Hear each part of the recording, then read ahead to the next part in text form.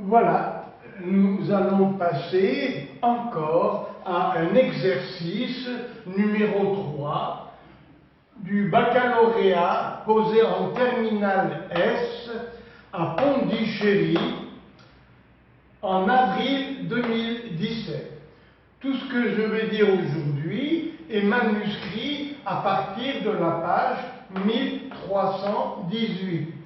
Et le film, lui, je le numérote 21-22.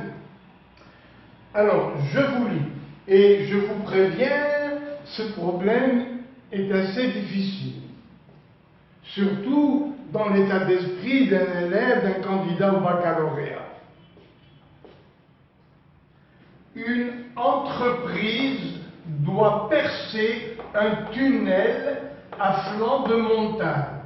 Et voilà la forme de la zone de creusement du tunnel. Et là, c'est la pierre et la terre. Dans un repère orthonormé ou orthonormal, d'unité 2 mètres. Attention, ce 1 veut dire 2 mètres. La zone de creusement sera la surface délimitée par l'axe des abscisses et la courbe C qui représente la fonction f définie sur moins 2,5 mètres et moins 2,5 unités. L'unité c'est 2 mètres, donc en réalité c'est moins 5 mètres et plus 5 mètres. Mais on va parler en unité du graphique. Donc A est à l'abscisse moins 2,5, B à l'abscisse plus 2,5. La fonction f est définie par la fonction, vous voyez, par la valeur numérique logarithme népérien de moins 2x au carré plus 13,5. Voilà. Alors, il s'agit de calculer l'aire A, c'est-à-dire toute la surface, l'aire A de la zone de creusement. Partie A, étude de petit f. Alors, premièrement, calculer f' de x pour x appartenant à moins 2,5 plus 2,5. Deuxièmement, établir le tableau de variation. Réponse de la partie A. F de x égale ln de moins 2x au carré plus 13,5. Bien sûr, nous allons appeler u cette expression. Ça nous fait une fonction composée, le fameux ln rond u, avec u de x égale moins 2x au carré plus 13,5. Et la dérivée de ln de u, eh bien, c'est u' sur u. Donc, ici, la dérivée vaut u', ça fait moins 4x, sur u, moins 2x2, plus 13,5. Naturellement, on travaille dans un domaine où le u est positif, bien sûr. Donc, la dérivée a le signe de u'. Nous avons vérifié que u est positif. Eh bien, u s'annule, voilà le u, il s'annule lorsque on a la valeur 1. ln de 1, ça fait 0. Donc, 2x2 de l'autre côté égale 12,5. x2 égale 6,25. Et vous voyez que les valeurs qui rendent nulle la fonction numérique, eh bien, c'est moins 2,5 et plus 2,5. Donc, on travaille dans un intervalle où l'expression moins 2x au carré plus 13,5 est positive. D'ailleurs, voilà le tableau de variation. Eh bien, la dérivée a le signe de moins 4x. Pourquoi? Parce qu'on travaille dans un domaine où u, le voilà, est positif.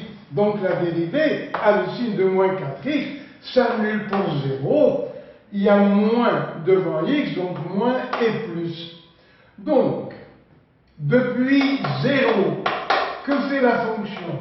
Elle est monotone croissante de moins 2,5 à 0. Puis, de 0 à 2,5, elle est monotone décroissante. Voilà son tableau de variation. Alors, la courbe C présente un maximum au point S. Quelles sont ses coordonnées? X égale 0, d'accord. Remplaçons x par 0, ça fait ln de 13,5 et on trouve, attention, 2,6.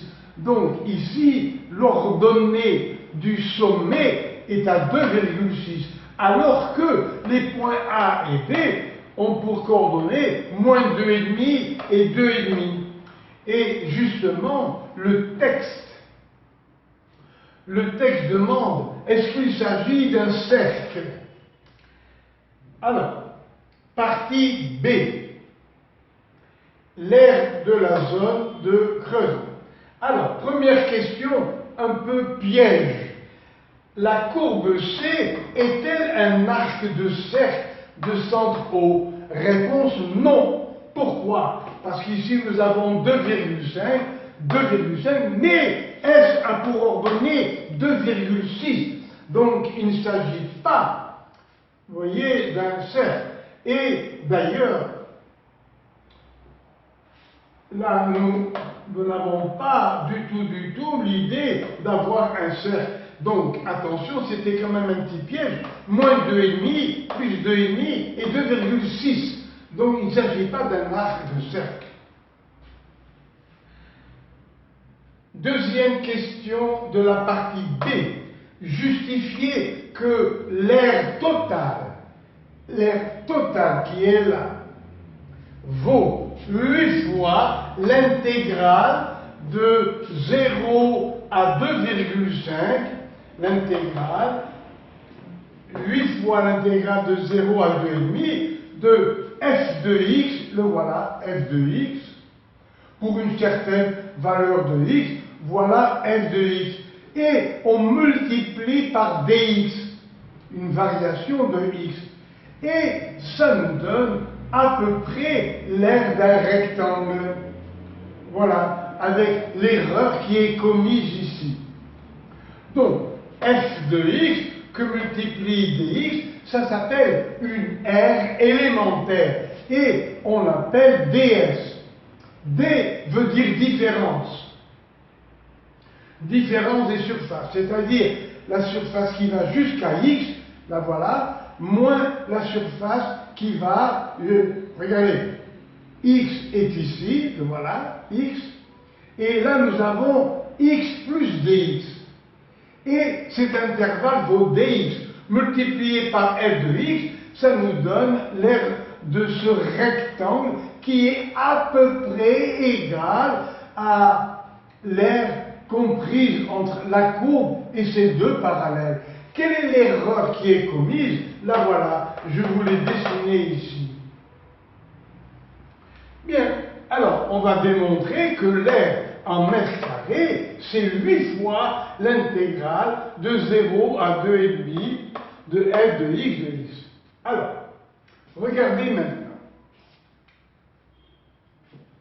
Si on remplace x par moins x, le carré ne change pas. Si on remplace x par moins x, le carré ne change pas. Plus 13,5, ça ne change pas. ln de ce nombre ne change pas. Donc f n'a pas changé. Donc ici, f de moins x est égal à f de x. Donc, la courbe présente une symétrie par rapport à l'axe OY.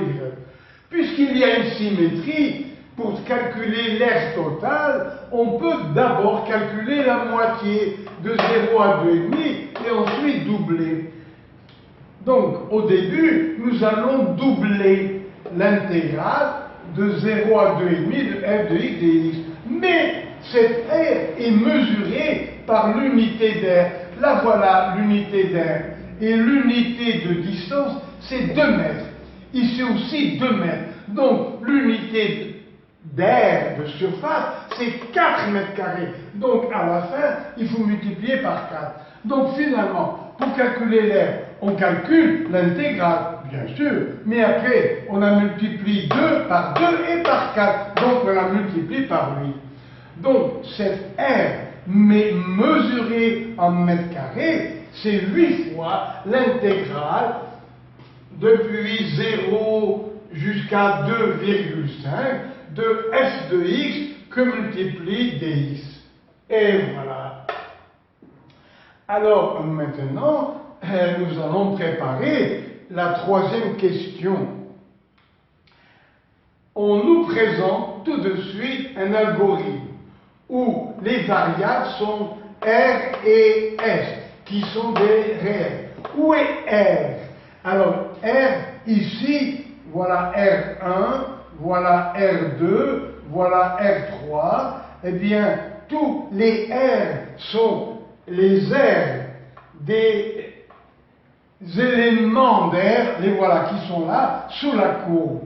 Mais pour les calculer, on a ici un contour curviligne. C'est une courbe, ça.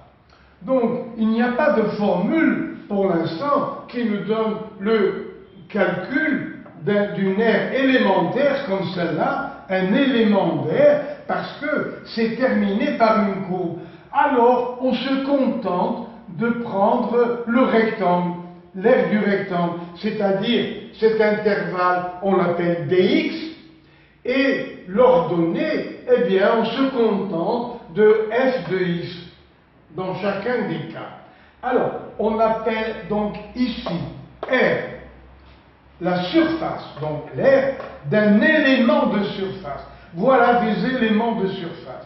Mais chaque fois, on fait une petite erreur, parce qu'on ne compte pas la partie supérieure qui est finie par la courbe. On ne prend que le rectangle. Eh bien, on se contente de ça. Alors, R est la surface, est-ce que nous cherchons cette surface, qui est égale d'ailleurs à l'intégrale, voilà.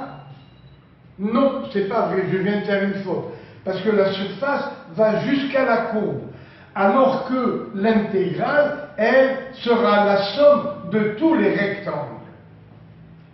Donc, R, c'est l'élément de surface, où on accepte de dire que c'est la surface du rectangle de largeur de x et de hauteur f de x. S, c'est la surface que l'on cherche, mais on va la trouver d'une manière approximative, bien sûr. N éclat. Alors, l'intervalle OB, nous allons le découper en 50 morceaux. N égale 50. Pourquoi? Parce que si on prend, par exemple, cette largeur, eh bien, l'erreur que l'on va calculer est trop grande. Alors on découpe la surface en petits éléments d'air. Comme ça, à chaque fois, l'erreur sera très petite. Donc on ne peut pas prendre une largeur énorme et dire c'est un rectangle. Non, parce que l'erreur commise qui est là sera trop grande. Donc, la distance 2 mètres, 2,5, 2 unités et demie, on va la couper en 50 morceaux. C'est ce n qui est là. Et que vient faire ce cas? C'est un nombre entier qui va varier depuis le premier morceau, le deuxième, le troisième, le quatrième, jusqu'au 50e qui est là. Donc, K, ce sera un nombre entier qui va nous donner l'abscisse de chacun de ces points où je marque ici en noir. Quelle est l'abscisse de ce point? Eh bien, c'est 2,5 unités divisé par 50. On a divisé en 50 morceaux. Alors, quelle est l'abscisse de ce point? Eh bien, c'est n divisé par 50. Et l'abscisse de ce point? Eh bien, c'est 2 fois plus. L'abscisse de ce point, c'est 3 fois 2,5 sur n. L'abscisse de ce point, c'est 4 fois 2,5 sur n, etc., etc., jusqu'à 50. Bien. Alors, toujours, l'algorithme est là pour nous aider à trouver la réponse. On cherche la surface S.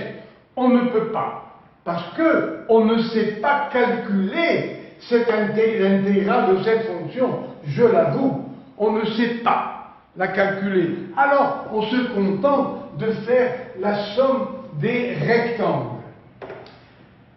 Alors, chaque élément d'air, quelle est sa surface? Allons-y. J'en prends un quelconque maintenant pour expliquer. Alors, comment calculer l'air de cet élément d'air?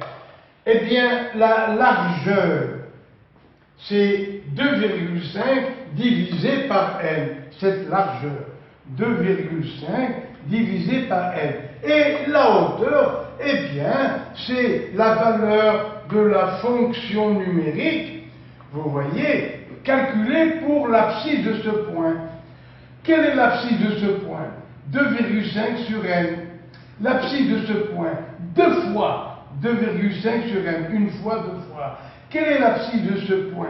3 fois 2,5 sur n. Donc, l'abscisse d'un point quelconque qui est là, c'est k fois 2,5 sur n, et on prend son ordonnée.